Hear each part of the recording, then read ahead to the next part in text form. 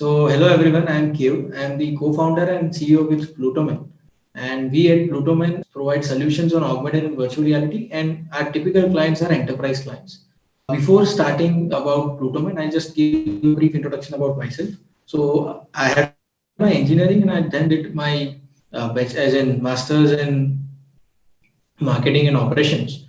While even doing my masters, I was involved with a few startups when it comes to business development and strategy formulations. Even while doing my masters, I was also involved with Reliance Retail as my intern, and then post that I did almost 5 years stint at corporates, Hindustan National Glass, KHS, where I could learn about operations.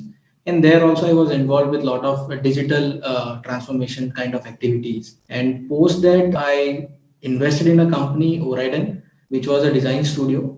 And I joined there full time by 2014, where we pivoted it into a AR and VR studio. So our journey in AR VR starts almost 7 years back, that is 2014. That company got acquired by a company Square Yards, and then by late 2016 is when we started Plutoman.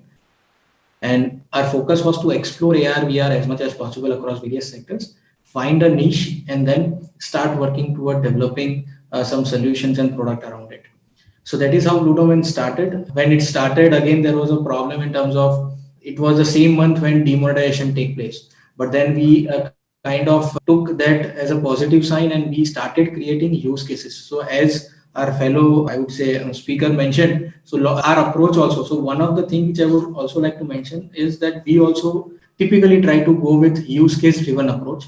And we feel that when you are dealing with any deep tech technology, it is important for the client or the person who is planning to invest. He should be able to feel that part rather than just looking into a presentation. So that is how we started creating use cases, and that helped us in getting early traction and early projects.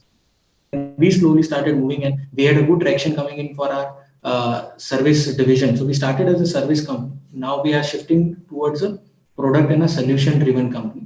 So we initially for a year, so we have now been a 4-year-old company. So if I just divide it into 4 years, the first year it was purely checking all the sectors, creating POCs across various sectors, and then starting delivering as in services across sectors.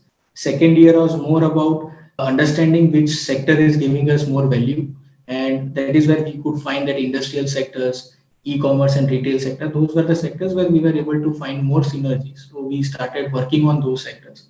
And third year was where we could realize it was again a trouble in terms of we ready for the B2B case, wherein generally in B2B what happens is you need to be much more mature because you're not dealing only with the end clients, but then you're dealing with likes of people who are the head of, let's say for example, Wipro or TCS or let's say Accenture, wherein they are more heavy on the documentation than the end product. So you have to change your strategies and you have to be much more adapted to the things which you have done, and you have to showcase those things. Typically how we sell is that we sell the POC, correct? But then here it was more about documentations, designs and all. So we had to internally change, adapt, but then that helped us now in getting large scale projects. So that is how we evolved around our service business. And while we were doing this set, we could realize that globally things were changing.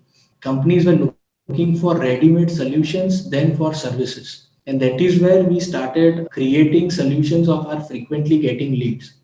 So we currently are having around 5 to 6 different service offerings in the AR space for especially the industrial domain and the e-commerce domain, like AR-based indoor navigations, AR-based e-commerce solution, virtual exhibitions, virtual showroom.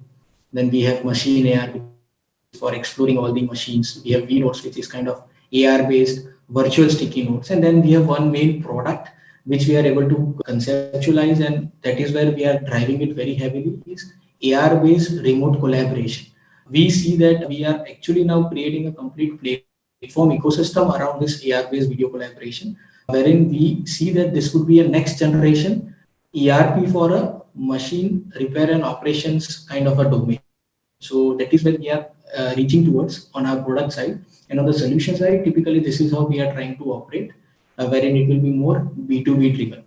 So That is what we have been able to see. Along with the global companies going typically on the ready-made format, they are also look. The second thing which has been heavy is the from the capex. They are actually looking to transfer the cost as a opex model. And if you have the model of sell instead of one-time cost, if you are able to make it subscription-based, the adoption increases very heavily. So that is the other learning which we were able to have across few years.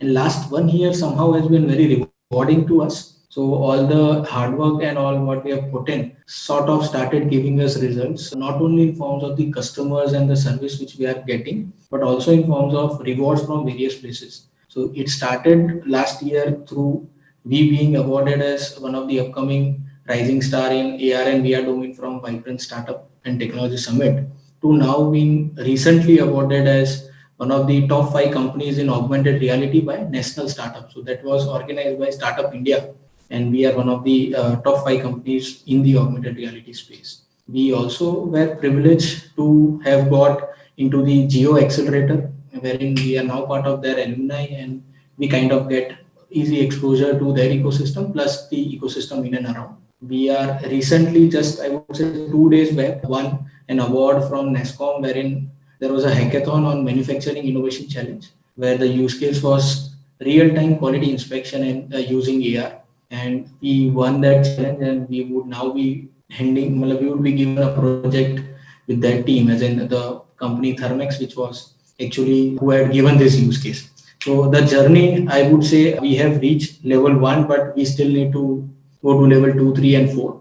And we see that next year is going to be much more exciting and much more rewarding in the way we are now placed. Thank you so much, Keyur. So, Keyur, you mentioned that you had a major services part, and now the major part is a product business. So, in terms of mindset, what was the key change you had to make in your approach or in your team? So we are still, as in, I would say we have not 100% shifted, but it's a transition which is going. The very, very important mindset is the readiness and the quality of product which you have. And as even Nachiket was mentioning, there are a lot of things apart from the product which you need to be doing. So the branding material in and around that, the stories which you need to build, the use cases or the applications of those products. So we were not completely ready, I would say, a year back when it comes to launching that product. But through learning through the system, we are now able to understand that actually what you need is 20-30% product, 70% is the in and around branding and the lead approach which you need to take. So sales and the customer traction is much important there. So energy goes there majorly rather than the product. And in terms of the team, how big is the team? How do you hire people? What has worked for you? So currently we are a 22 people team, and we have around 8 interns with us. So what we have seen that I also consider power of intern as one of the strength in terms of they being very agile and adaptable. So they help us in lot of new initiatives we take. So we hire interns in the management domain as well and in the technology domain. So we typically form two parts. So we have a senior experienced guy. With them we plug in the interns so that they get the level of experience they require, and we have the agility which we have to execute those things. Okay. And what next for you in 2021? So there are a couple of things which we are looking at. There are, when we talk about, if I have to summarize in 3 pointers, then it will be, the first step would be we would be focusing on creating a complete ecosystem, as in the products and the solutions which we have. We are kind of creating a complete ecosystem, and our focus is how we can create a enterprise level ecosystem, wherein so core focus would be all the products are there. Now I need to figure out the integrations for that. So we are currently working on how easily someone can easily integrate my product into their system. So that is the first part which we are looking at when we talk about technically. Second is for us the customer traction and global expansion. So we are looking at expanding to North America, UK, Europe, and Japan. So already there are talks going on in UK. Since we were part of Tech Exchange, one of the initiative by FICCI UK and the High Commission of India in UK.